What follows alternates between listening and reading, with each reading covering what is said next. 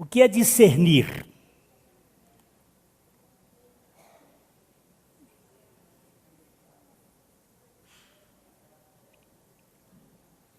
Vamos gastar um tempinho aí. O que é discernir? Compreender. Você sabe o que é falso e o que é verdadeiro?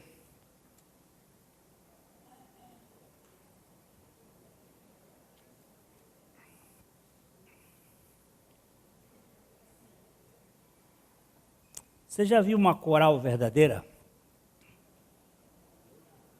Já viu uma coral falsa? Já viu? Qual é a diferença da coral verdadeira para a coral falsa?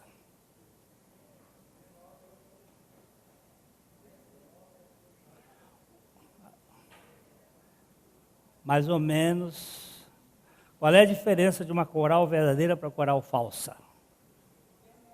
Uma tem veneno, as duas têm veneno. Eles criaram esse nome, coral falsa, porque ela não tem a lixa na barriga. Mas não é bem assim que as duas não sejam venenosas.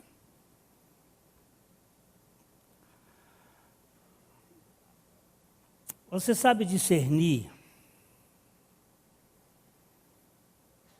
Bem, vamos pegar aqui.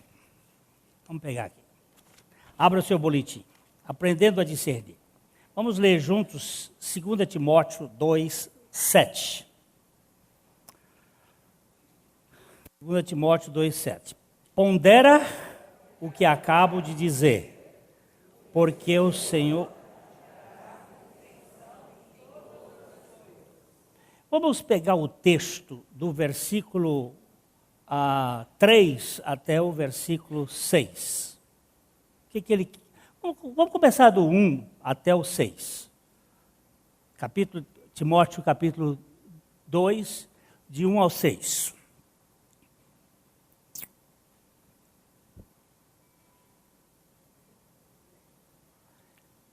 Tu, pois, filho meu, fortifica-te na graça que está em Cristo Jesus.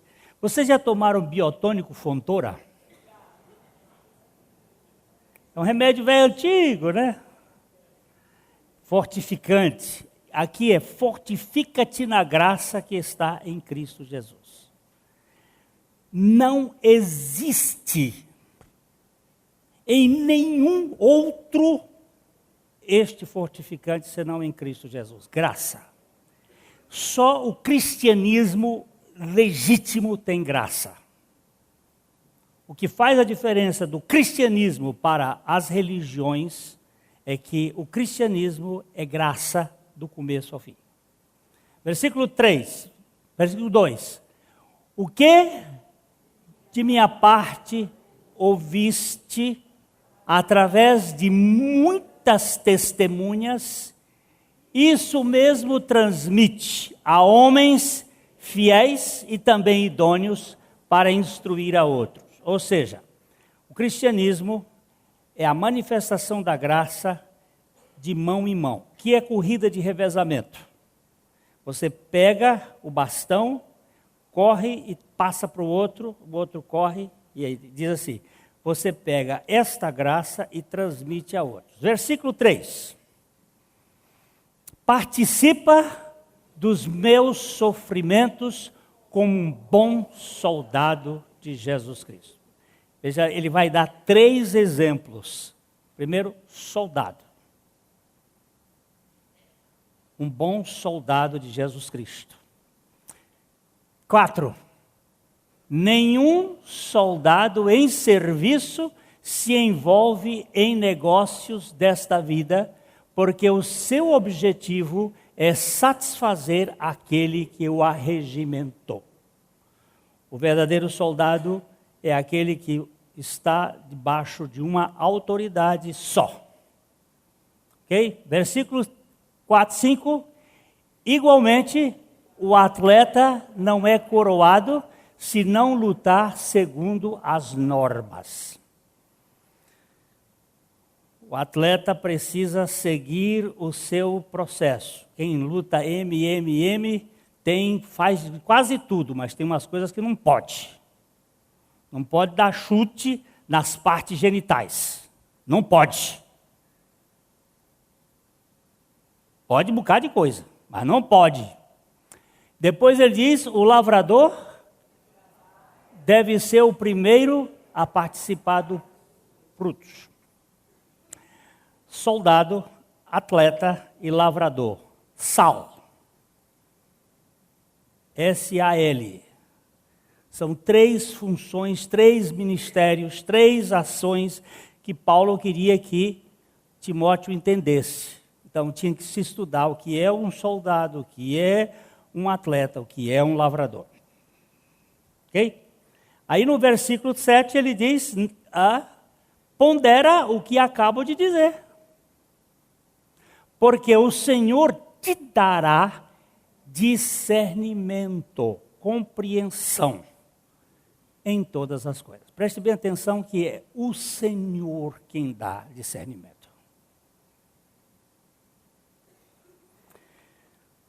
Pai, nós estamos diante do teu altar de graça, requerendo a tua graça para esta hora e para que tu fales aos nossos corações pelo teu Espírito e através da tua palavra, em nome de Jesus. A palavra compreensão no original grego pode ser traduzida também com o significado de discernimento. Ter entendimento adequado das realidades é uma das mais sérias e importantes atividades para o gênero racional, principalmente no que diz respeito à vida espiritual, uma vez que essa vida transcende as 3 dimensões da matéria. Nós vivemos num mundo de 3 dimensões: comprimento, largura e altura. Toda a nossa razão, todo o nosso conhecimento é fundamentado em 3 dimensões. São Tomás de Aquino, um dos teólogos católicos mais importantes da história da igreja, ele dizia: nada há no nosso intelecto que não tenha passado primeiro pelos sentidos. Eu posso pensar num cavalo de asas, que não existe. Mas existe cavalo, existe asas, eu ponho as asas no cavalo e aí eu penso. Eu posso idealizar coisas inexistentes, mas tudo que eu conheço é a partir das coisas conhecidas em 3 dimensões. Se você for ler o livro de Apocalipse, você vai ver, muitas vezes ele diz semelhante a, quando ele vai falar das coisas do céu. Semelhante a ouro, pedras preciosas, a pérola, porque esta é a realidade que nós temos. Agora, a vida espiritual, ela transcende a 3ª dimensão. 4ª, 5ª, 6ª, 7ª. professor Júlio Freitas me chamou a atenção outro dia de um artigo que ele leu em que os cientistas admitem 500 dimensões. É dimensão para valer. Matematicamente, quando o homem foi à Lua, eles calcularam as equações exponenciais até 50 dimensões. A física quântica trabalha com outras dimensões. Mas isso é teoria, isso não faz parte de experiência. Agora, eu tenho certeza de quando Jesus passou, ressuscitado, passou na parede, truque, e entrou e saiu, passou do outro lado, ele usou uma outra lei da física que nós não conhecemos atualmente. Porque o que nós conhecemos até... Quando é que começou o telefone celular?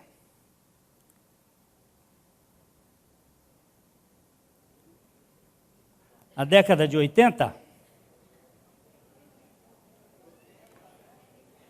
Quando é que começou o rádio? Na década de 20?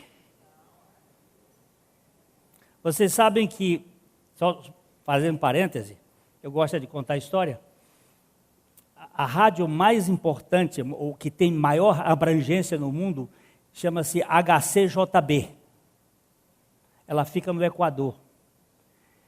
E foram os cristãos que começaram com essa rádio lá no Equador. A mais de 3.000 metros de altitude, no meio do Equador, numa cordilheira. Em 1930 e alguma coisa, eles construíram aquela rádio lá. E quando depois eles descobriram como é que funcionava, eles ficavam, quem foi que ensinou isso para vocês? Aí o pastor que ensinou disse, foi Jesus que mandou que a gente viesse botar essa rádio aqui. Ela espalhar em 3 ondas curtas, médias e longas para o mundo inteiro. Mas antes de 1930 ninguém sabia nada de rádio, ou muito pouco. Foi descobrindo leis que foram desenvolvendo. Hoje nós temos... Quando em 1980 eu fui aos Estados Unidos e eu fui visitar uma fábrica que tinha um computador, o computador da fábrica era quase do tamanho dessa sala aqui. Depois o computador, no 84, 85, ela passou a ser do tamanho de uma Kombi. Hoje um iPhone tem 100 mil vezes mais dados do que aquele computador. Cabe no bolso. Foi simplesmente descoberta de leis e de conhecimentos que foram evoluindo e foram checando e botando. Agora, no mundo espiritual, eu só vou pela palavra. Eu não posso ir além do que a palavra de Deus mostra. E eu preciso aprender a discernir o que a Bíblia diz, para que nós possamos entender o que é do espírito e o que é da carne. Para quem gosta e entende de uísque, de Maculan, 1946, um ano depois que eu nasci. Falsificado é uma ofensa. Se você falar um de Maculan, 1946, falsificado, é como jogar pedra em Cristo. É um sacrilégio. Uma Chanel Diamond Forever Classic Bag, feita na China, é sacrilégio à marca.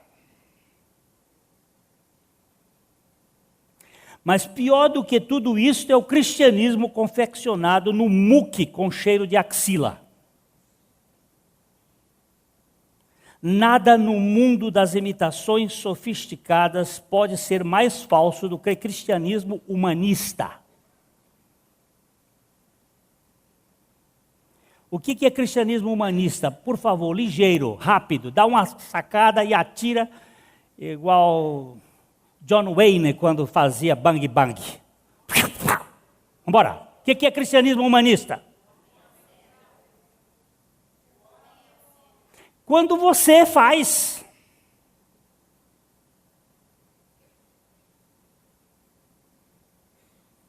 Isso é cristianismo humanista. Quando o anjo chegou para Maria e disse assim, salve a agraciada, ela tomou um susto e ele disse assim, o Senhor é contigo.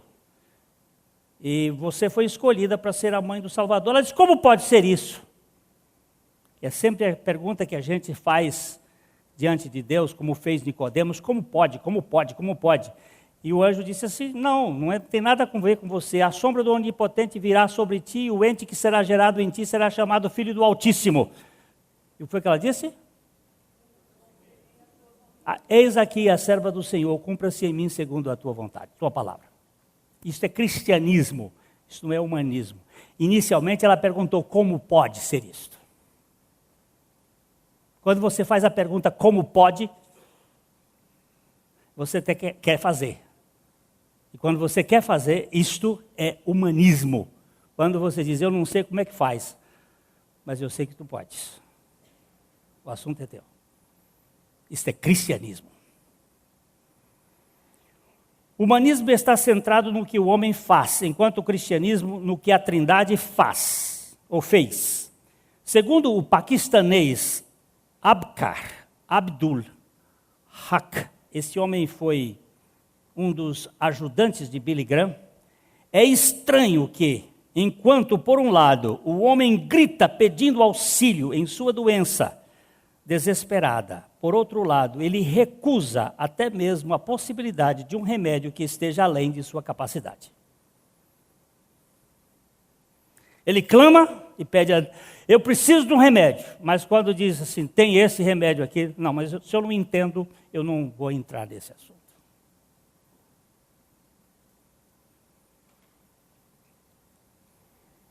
Um conselheiro humanista não pode dar a certeza de pecados perdoados, de culpa aliviada, de vida além da morte, de um Deus amoroso, de Jesus Cristo tomando sobre si a natureza perversa do rebelde e crucificando com ele o seu velho homem. Um conselheiro humanista não pode dizer isto. Mas um conselheiro que sabe quem é Jesus, ele pode dizer assim, todo aquele que crê, os seus pecados foram perdoados de uma vez para sempre.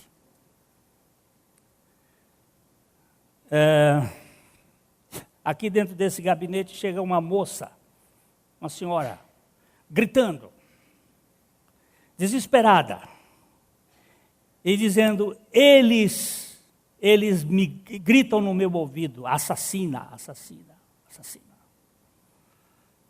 Eu digo, eles quem? Eles quem? Você tem vozes que são criadas, você tem vozes do cosmos, você tem vozes da culpa, você tem vozes, uma opção de vozes. A Bíblia diz que tem muita voz. Eles quem? As crianças. Que crianças? Que eu matei. 5 abortos.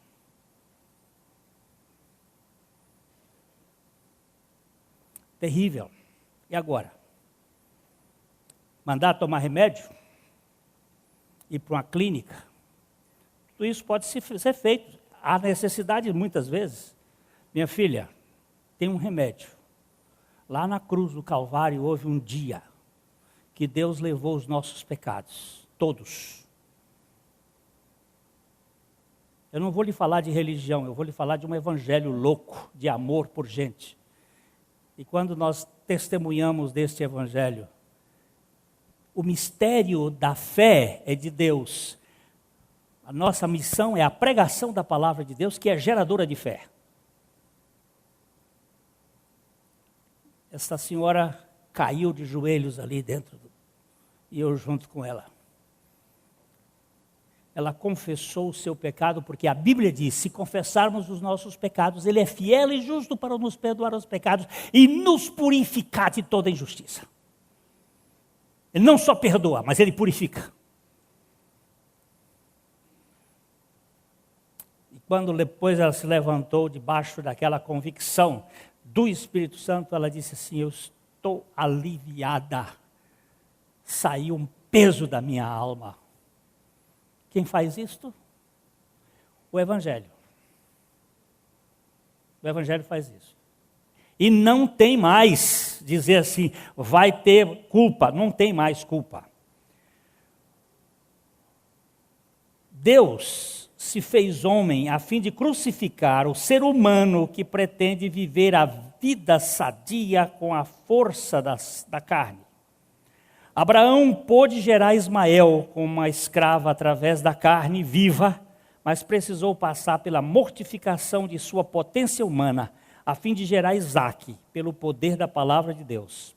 Não por força, mas pela fraqueza.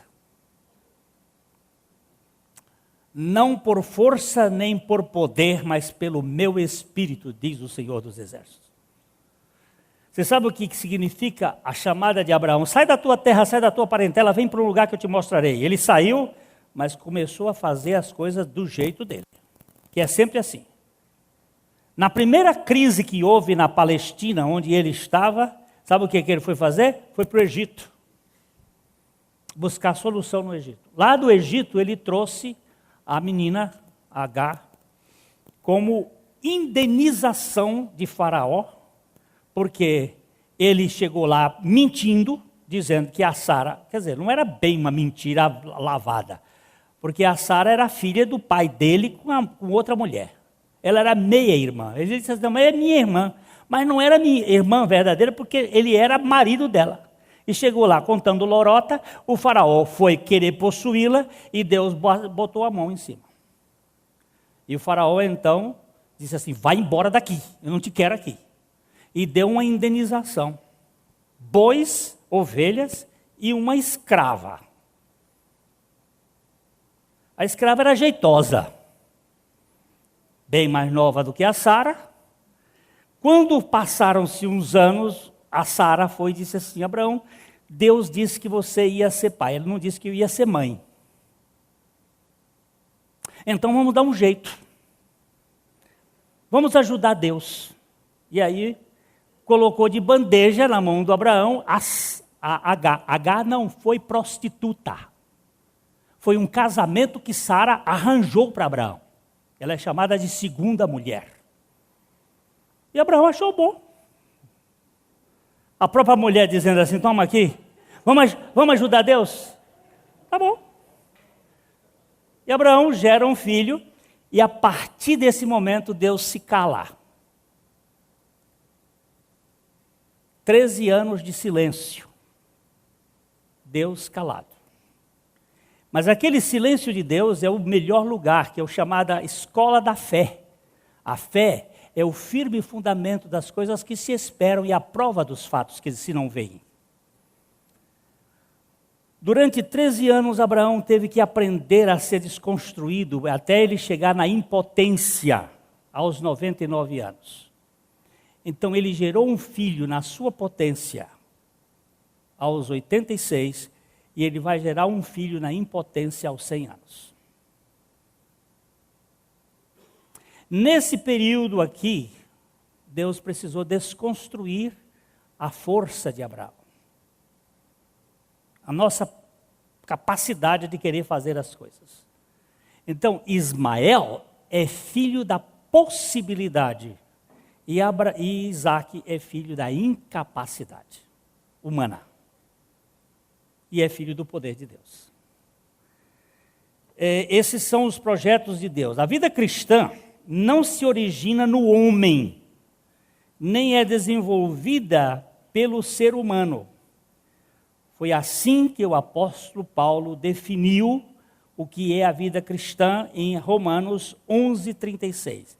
Porque dele, por meio dele e para ele são todas as coisas.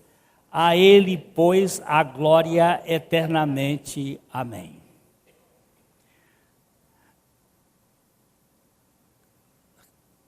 Sexta-feira, nós fomos a Ourinhos para o sepultamento da sogra da minha filha.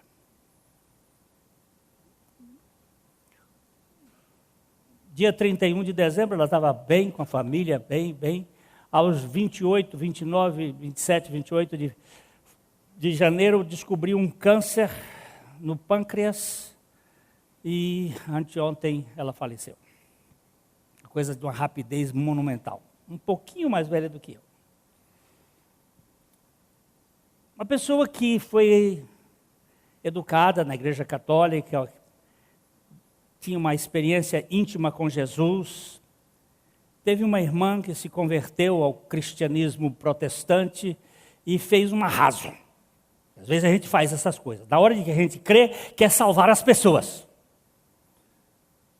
E quer salvar do nosso modo. E tinham uma dificuldade lá no relacionamento da família com o protestante. No momento do sepultamento, me pediram para dar uma palavra. E nós fomos falar a diferença entre evangelho e religião.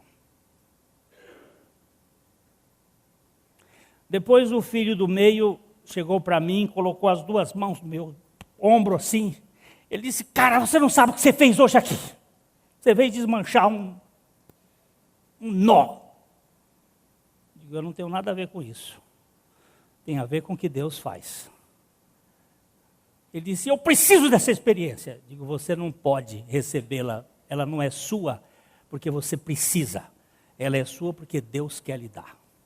Não é você que quer. Se você está querendo, esse querer seu já não é mais seu. Foi Deus que lhe deu. Nós não queremos Deus. Nós não buscamos Deus. Nós fugimos de Deus, desde o Jardim do Éden. Mas se o queremos agora, foi porque Ele já botou o anzol na nossa boca. Jamais o homem quererá a Deus por si mesmo. Ele é um fugitivo de Deus. Não existe fé inata no homem. Nós nascemos ateus. Nascemos incrédulos. C.S. Lewis disse, nós nascemos completamente ateus em relação a Deus.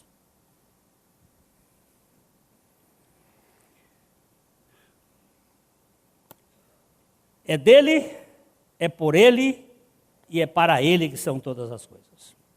A origem, a metodologia e a finalidade do Evangelho são divinas. Nada que não seja feito por Deus, do começo ao fim, merece crédito na casa do amor.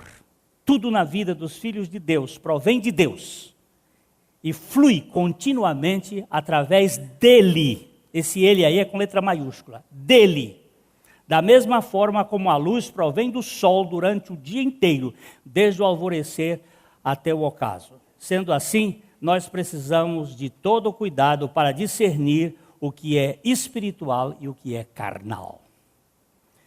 Ter o discernimento do Senhor é um dom dos mais elevados que o cristão pode experimentar aqui na terra. Tem muita gente que quer ter dom de línguas. Tem muita gente que quer ter dom de curar. Tem muita gente que quer ter dom que expõe a pessoa na frente, mas o melhor dom, se alguém puder dizer o melhor, eu ouso dizer isso, é o dom de discernir o que é de Deus e o que não é de Deus. Não basta saber a diferença entre anjos e demônios. É preciso saber a postura dos anjos celestiais e dos anjos caídos. O esforço da carne é tão diferente da ação do Espírito como as obras humanitárias são díspares das obras da graça. Dar esmolas. Você precisa saber o motivo daquele que dá, e esse só Deus sabe. Eu posso dar uma esmola para me promover, ou eu posso dar uma esmola movido pelo amor de Deus. Ninguém sabe o motivo que foi feito. Por isso não se julga a aparência. Os judeus ficavam, os fariseus ficavam danados por Jesus, porque ele dizia assim: o Senhor não julga pela aparência, mas pelo reto juízo de Deus. Esmola, esmola, as duas foram esmolas. Uma pode ter sido uma verdadeira arrogância da carne, e a outra, só Deus sabe. Foi feita no Espírito. Lúcifer é um querubim caído que vem atravessando as eras travestidos de anjo de luz para enganar os incautos. Ele é o príncipe das trevas, o Deus deste século, que se disfarça de iluminado para iludir quem não sabe discernir entre o Cristo da fé e o vetusto anticristo dos méritos que incham a alma de vanglória e a necessidade de reconhecimento. Guarde bem isso aqui. O Senhor Jesus preveniu aos seus discípulos em Mateus 24, 5, porque virão muitos em meu nome, dizendo, eu sou o Cristo, e enganarão a muitos. Vi uma versão que me chamou a atenção, que diz assim, porque virão muitos em meu nome, dizendo, eu sou cristão, e enganarão a muitos.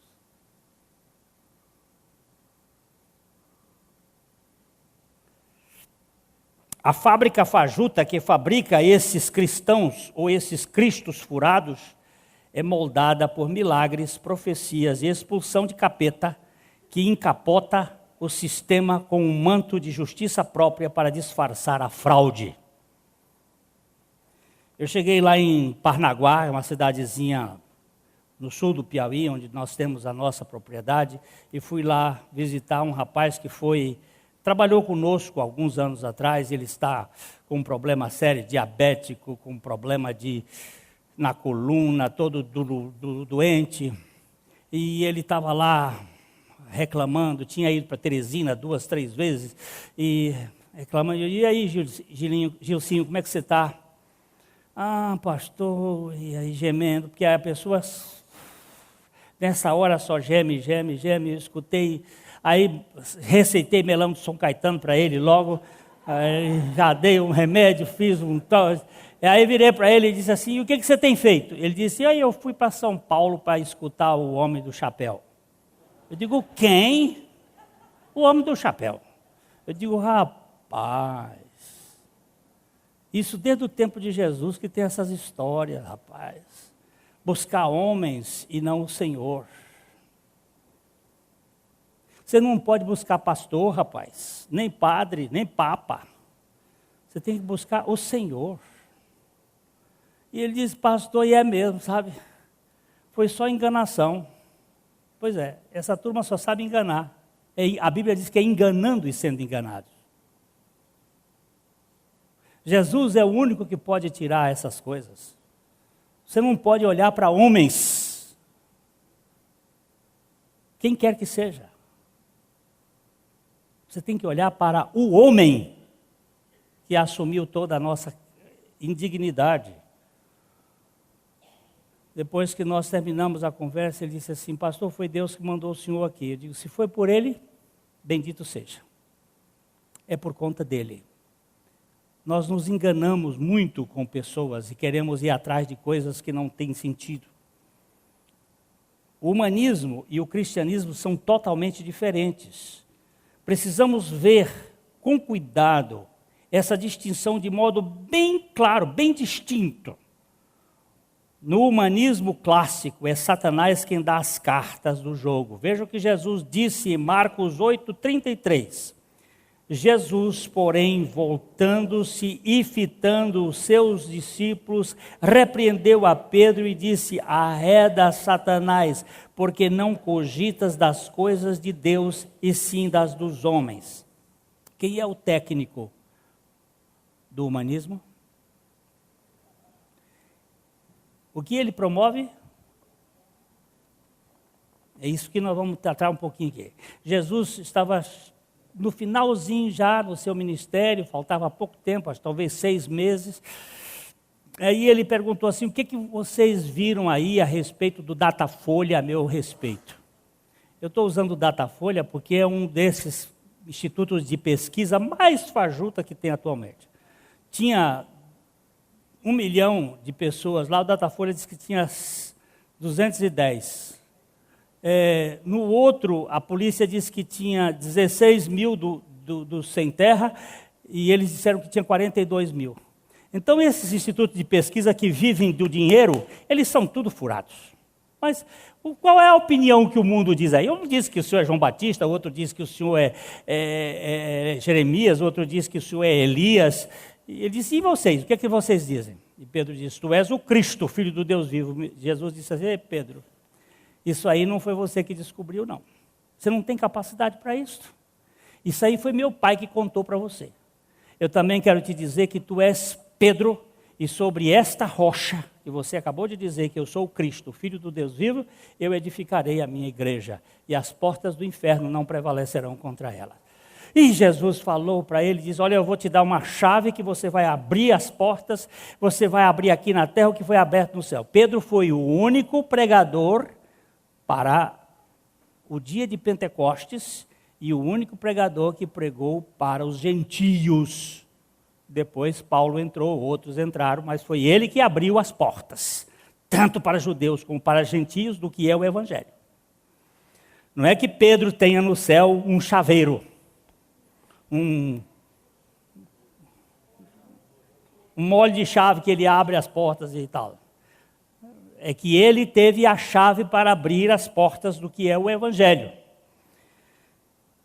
Mas logo em seguida, Jesus disse, eu vou ter que ir para a cruz, eu vou ser crucificado, eu vou ser morto, eu vou ressuscitar o terceiro dia.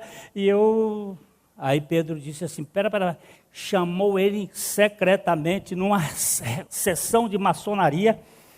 Chegou Jesus, botou e disse, de modo nenhum isso pode te acontecer. Aí Jesus, fitando os olhos dos seus discípulos, disse, arreda-te, Satanás. Quem? Pedro, Satanás? Satanás pode usar você ou a mim.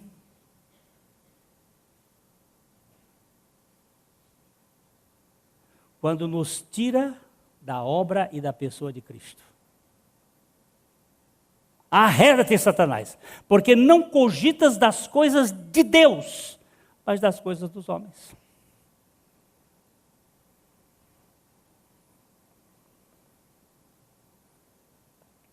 No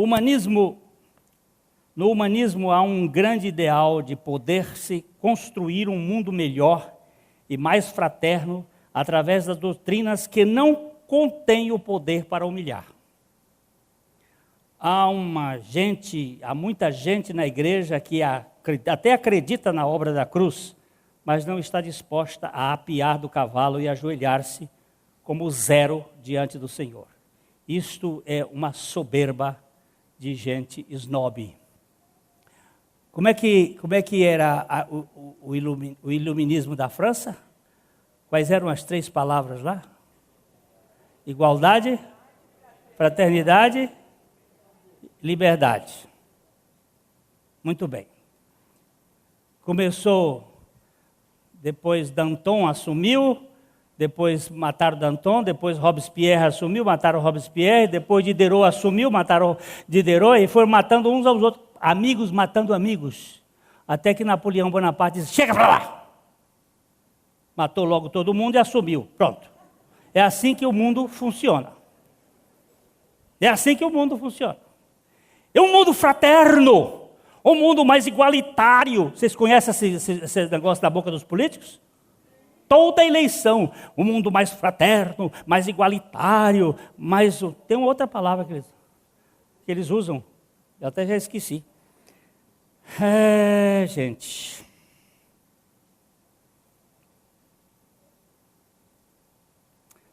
Todavia, nós precisamos observar o pensamento sábio de L. Nelson Bell, que diz, os cristãos precisam reconhecer o fato solene de que o humanismo não é um dos aliados na busca de um mundo melhor para viver.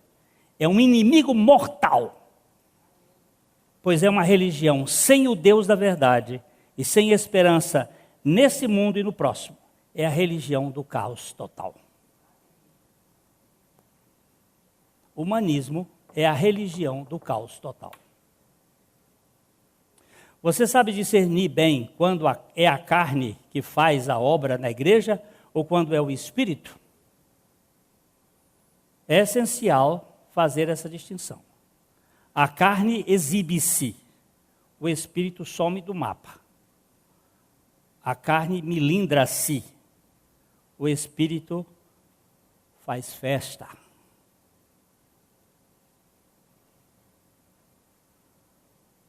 Vamos agora ver se a gente caminha um pouquinho. A carne sempre se ressente quando não recebe aquilo que acha ter como seu direito. Retire de Ismael o seu posto e a sua pasta, e ele irá caçoar e perseguir a Isaque. Todo aquele que é ressentido não senta-se com prazer à mesa do banquete da graça. Deixa eu parar aqui só um tiquinho. O que aconteceu com Ismael no dia que Isaque foi desmamado?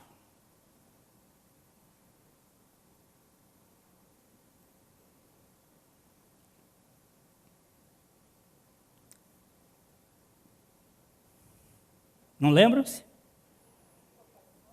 Hein? Foi caçoar. Foi ridicularizar. Ismael zombou de Isaque e perseguiu a Isaque. E por causa disto, Sara ficou muito irritada, chamou Abraão e diz: olha, o teu filho, o que está fazendo com o meu? Agora o filho era dela.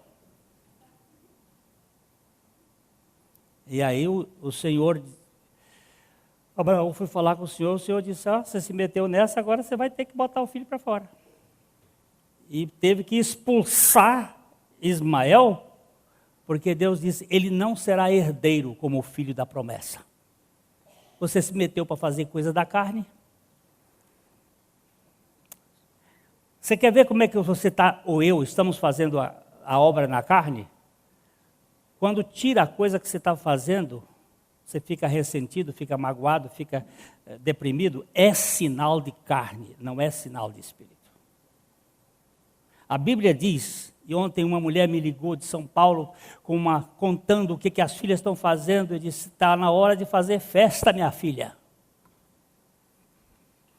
Tende por motivo de toda alegria o passar por várias provações. Motivo de toda alegria por passares por várias provações.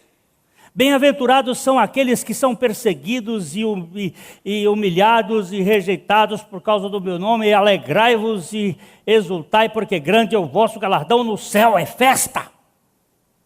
Se ficou magoadinho, e às vezes a gente fica, é carne. Se é carne, precisa ir para a cruz.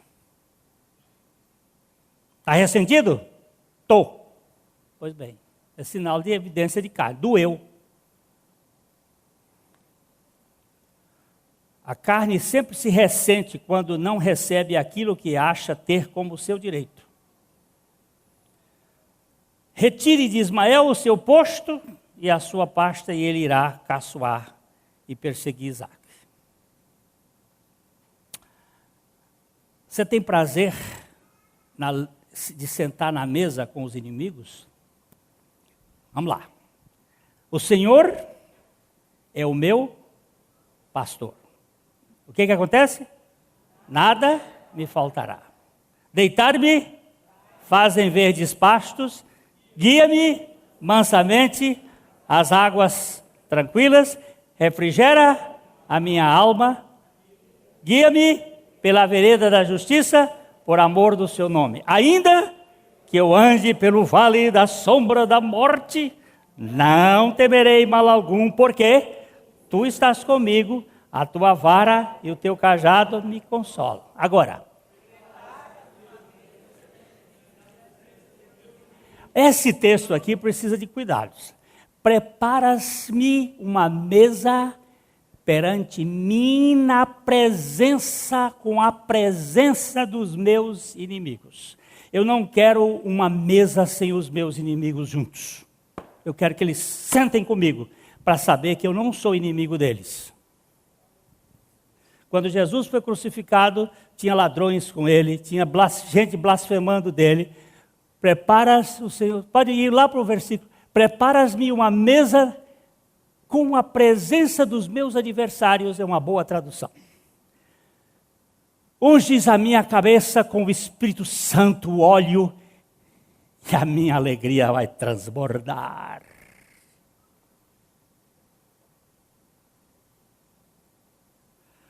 Você pode ser meu inimigo, eu não sou seu.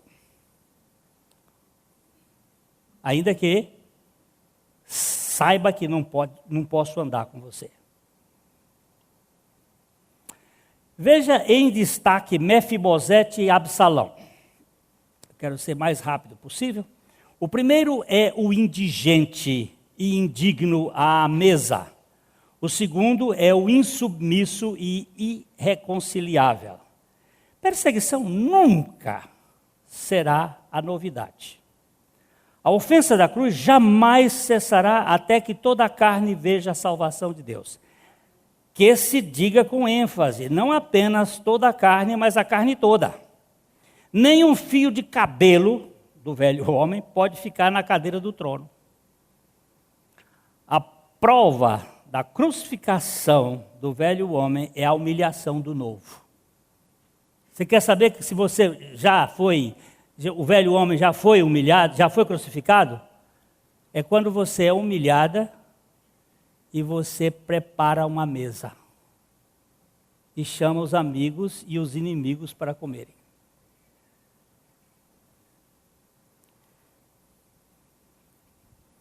Nem sempre os inimigos vão, mas pode fazer a mesa. Prepare uma mesa para celebrar. Por quê? Bem-aventurados sois quando... Quer saber o problema? É minha sogra. Opa, chama a sogra para uma festa. Leva a sogra para uma viagem. Vamos levar a sogra para Jerusalém. Você sabe a história do cara que levou a sogra para Jerusalém, né? E quando chegou lá, a sogra morreu. E ele disse, foi lá no consulado e ver como é que fazia, e ver como é que fazia para enterrar lá. Para enterrar aqui em Israel é $1.000. E para levar para o Brasil? Para levar para o Brasil $10.000, porque tem que preparar, e coisa, viagem e tal.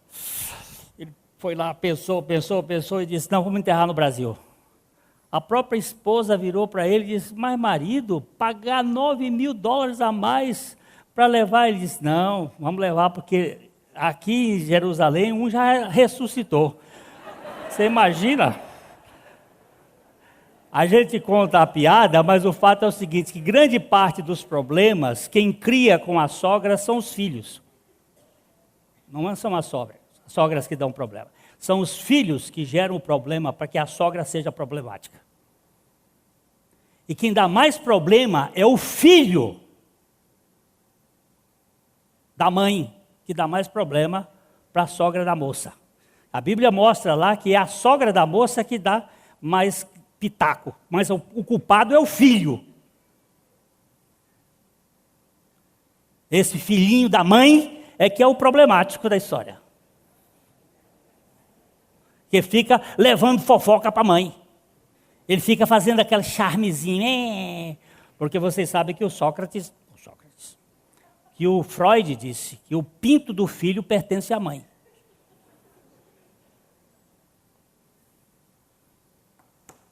E aí ela começa a dar problema. Eu estou falando do Freud. Vocês sabem que o Freud explica tudo, né?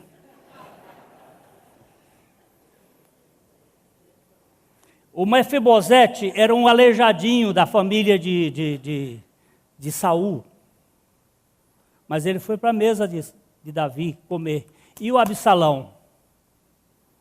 O Absalão era o bonitão, perfeito.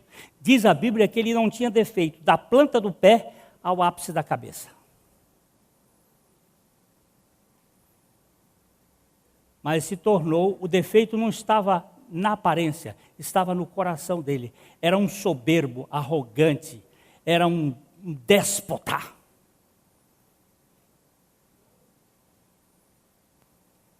A história de Absalão é a história de toda a divisão no processo das igrejas. Onde você tiver processo de guerra, é processo absalâmico. Pode saber, é aquilo mesmo. A carne, para nada, aproveita, dizia Jesus.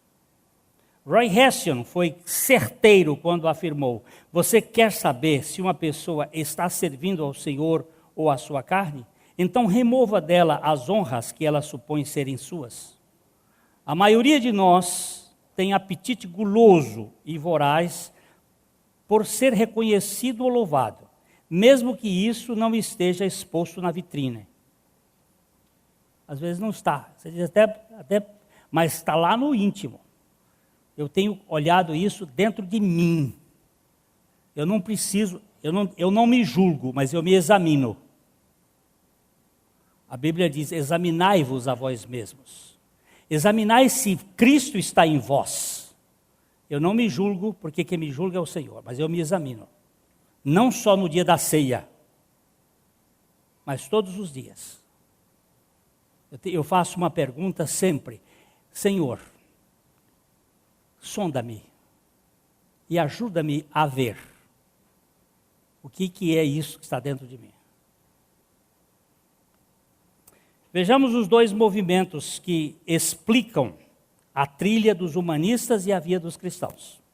Se você toma um caminho ascendente, rumo aos píncaros, como fumaça, então podemos dizer que você é alpinista dos pódios.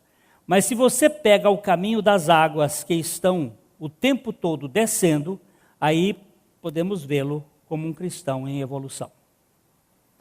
Tudo que sobe aponta para a arrogância. Tudo que desce está mostrando o esvaziamento. Você nunca viu água? A água só sobe quando ela enche os buracos. Quando ela vai enchendo, aí depois ela faz a arruaça dela, mas a água é para baixo. A religião da carne constrói torres, cujo topo pretende alcançar o céu. Este é o modelo de Babel, onde os homens se elevam em graus e degraus, causando a confusão das línguas e transtornando todo tipo de comunicação. Todo sentimento que acende, SC, acende com C o fogo das paixões, pelo destaque. Acender com SC é subir, e acender com C é botar fogo, é acender fogo. Então, acende as paixões. Normalmente, a evidência evidencia a altivez.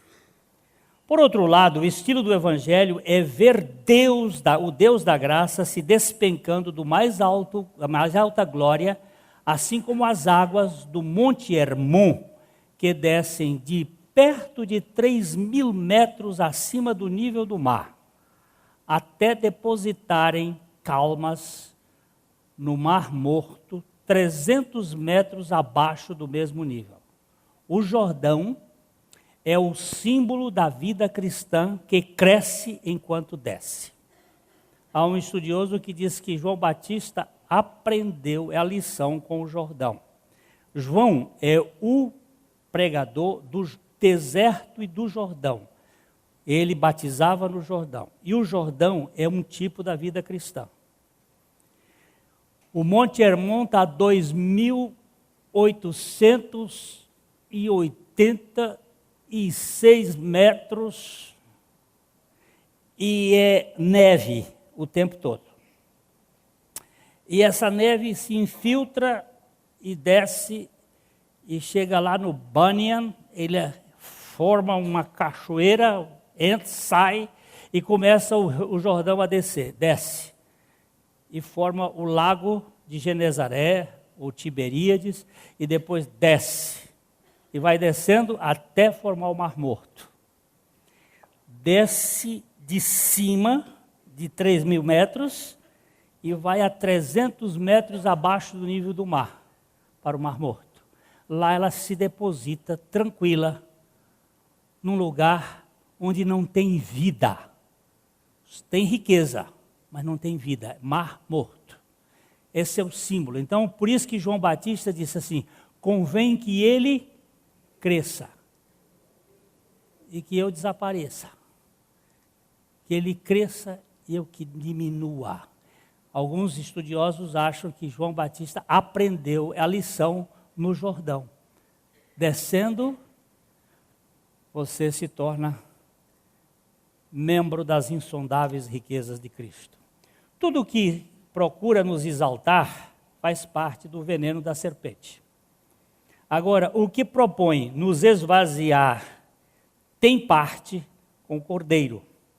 O espírito da cruz é a via do esvaziamento do nosso ego. Isto é ofensivo a humanistas de plantão que se servem de holofotes com o objetivo de se projetarem. Mas lembre-se, os cumes são estéreis, os vales são férteis. É muito interessante isso. Quando você olha para os cumes das montanhas, normalmente eles não têm nada. São altos, mas são estéreis. Agora, os vales são bem férteis. Para um cristão, tudo que caracteriza é a vida aberta diante de Deus, diante do Senhor, mas uma vida em anonimato perante os observadores. A sua contribuição é na surdina. A sua oração é a porta fechada. O seu jejum é com fisionomia de banquete. Assim, nada é para ele um meio com o objetivo de se promover ou ser reconhecido como tal. Isso aqui é bom para a gente lembrar que no Sermão da Montanha, Jesus colocou essas coisas. Quando você for dar uma esmola, o que é fazer a mão? A direita faz, a esquerda não sabe. Quando você for orar, o que é para fazer? Entrar no quarto, fechar a porta. Quando você for jejuar, o que é para fazer? Passar um brilhantina glostora, passar um negócio no cabelo assim, para ficar bem bonitinho, passar, eu dizia antigamente, passar rouge. Aí disseram, isso aí não existe mais, Glenn. Eu digo, passar um blush. É a mesma coisa de antigamente, só mudou o nome, né? Passar o blush, botar no rosto, fica sorridente, não fica com aquela cara de Maria arrependida. O que você está fazendo? Estou jejuando. Estou pagando o preço. Preço? Preço de quê? Depois que Cristo pagou um tão alto preço, você vai pagar o quê? Deixa eu voltar aos meus velhos, antigos e repetidos. Eu vou renunciar a esse sapato velho depois que eu ganhei uma sapataria. Me deram uma sapataria inteira, ou uma fábrica de sapatos. E aí eu pego esse meu velho sapato. O que eu renunciei? Meu povo, renunciar à vida aqui na terra por um reino eterno, que renúncia é esta? Mas eu estou dizendo, o espiritual a gente não pode entender materialmente falando. Que foi renunciei. Ainda bem que a meia não estava furada.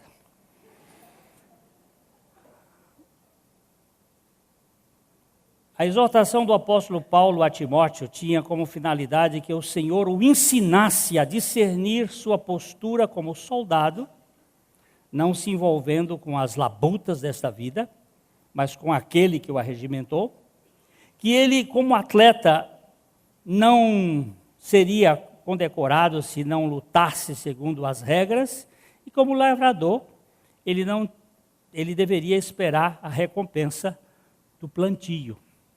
Às vezes a gente planta e não colhe nada, e às vezes a gente planta e colhe muito, porque Deus é soberano. Eu estava orando pela Vilma, essa senhora, a mãe do meu genro, eu estava convicto que Deus ia curá-la.